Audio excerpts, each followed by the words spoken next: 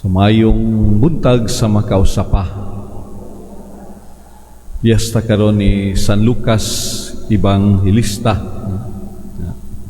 Lapod nga martir diha sa pagtuo.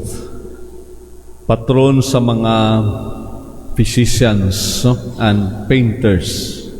So, atong hinumduman kay tagsa-tagsa nato tingali dinhi, no?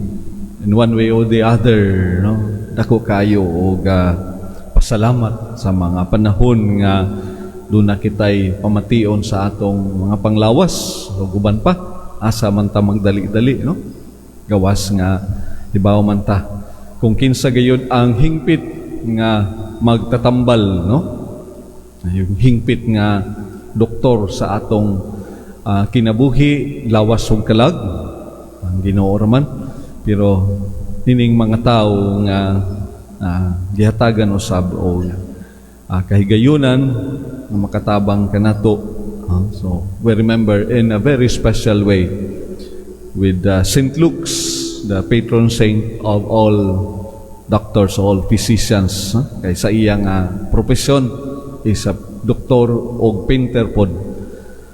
We remember them in a very special way. We include them in our prayers in this Mass. Hatagan pa sila duga nga kaligon sa pagtuo, kadasig o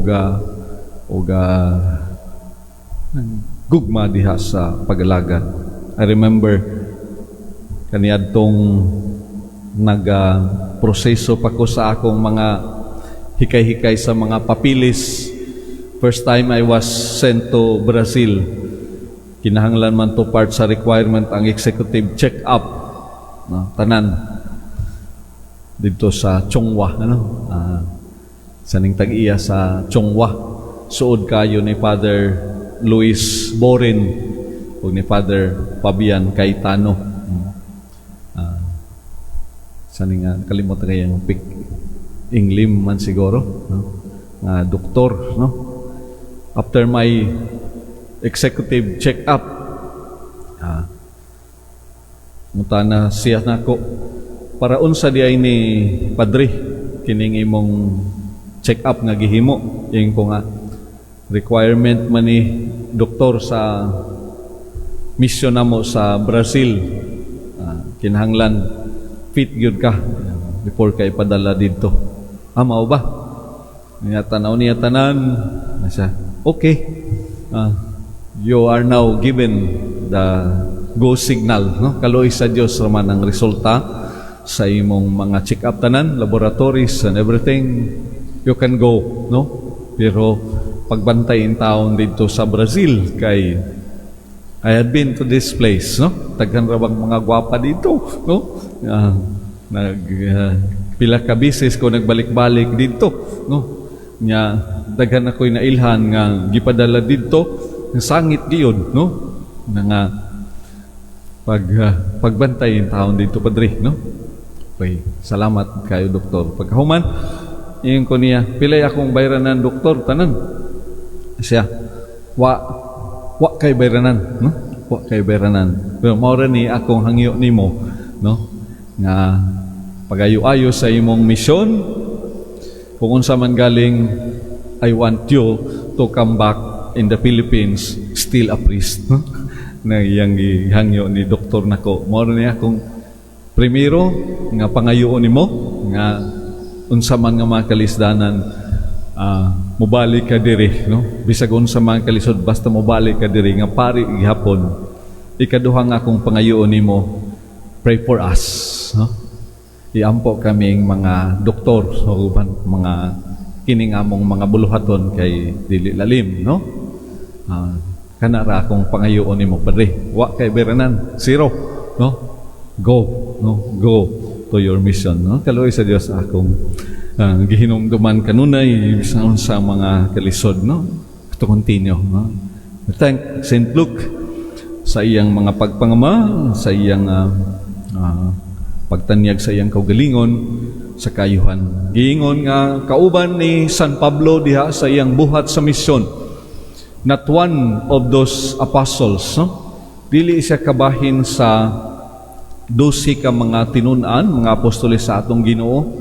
Gani giingon nga dili siya sakop sa pundok sa mga Hudeo, a Gentile convert, no? Later on, na nasa panahon sa gimbuhaton ni San Pablo, kauban ni San Pablo, tingali matingala ta sa mga pagbasa.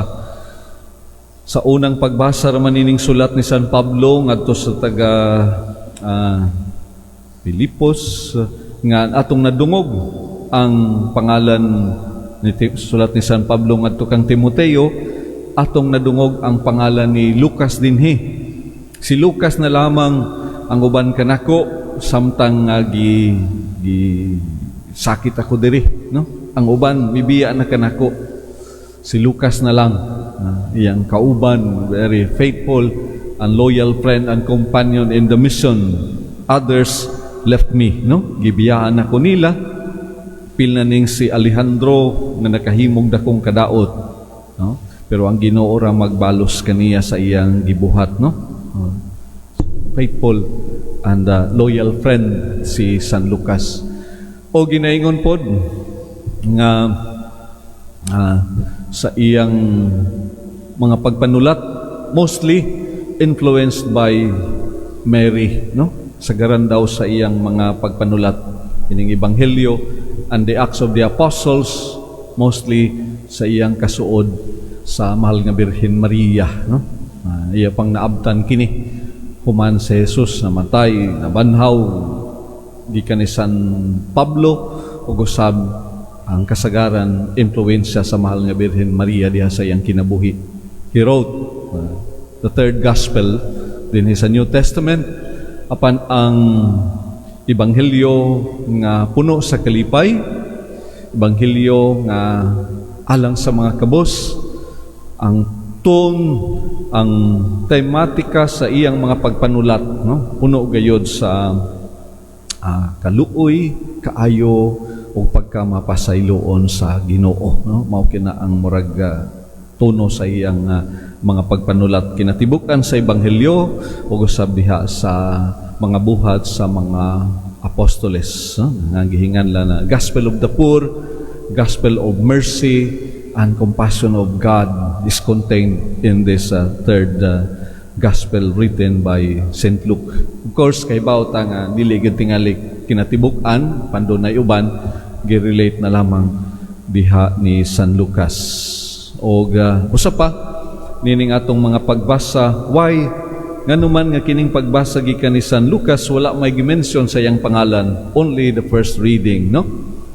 Kay giingon nga kining lain nga pagpili ni Jesus sa kapituag duha ka lalaki, which we had heard already 2 weeks ago, no? Diha lang mabasa nato sa panulat ni San Lucas. Kining lain na usab nga pagpili ni Jesus o kapituag duha ka lalaki nga iyang gipadala sa tinagurha aron mag-una kaniya ngadto sa lungsod ug dapit nga iyang adtuan, no? So unsa may gihatag nga pagpakahulugan kanatong tanan ini, no?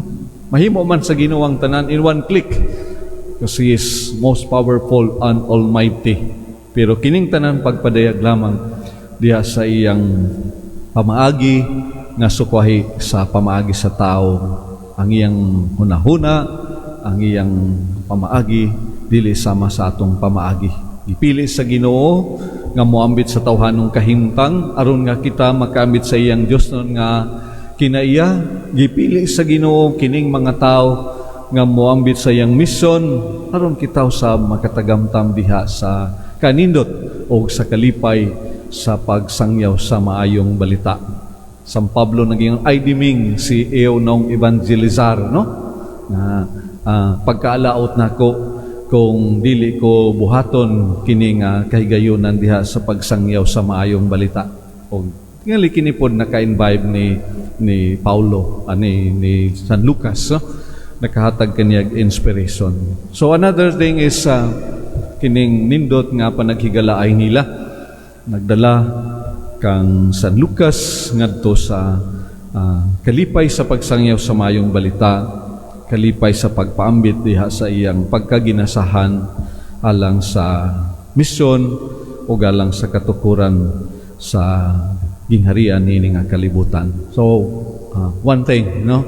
Diha sa atong mga relasyon sa tagsa-tagsa, diha sa atong mga kasuod, unsa kahay maayo nga impluwensya, unsa kay maayo nga inspiration nga nakahatag kanato alang sa dugang kabulahanan sa misyon, alang sa dugang katuyuan sa pagtukod sa gingharian sa Dios nini nga kalibutan.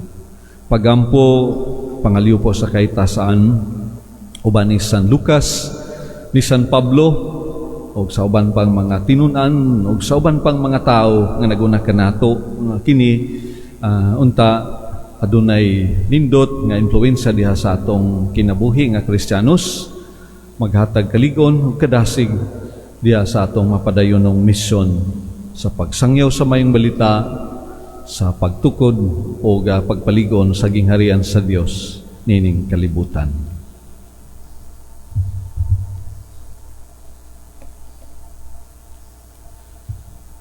Palihog manindog.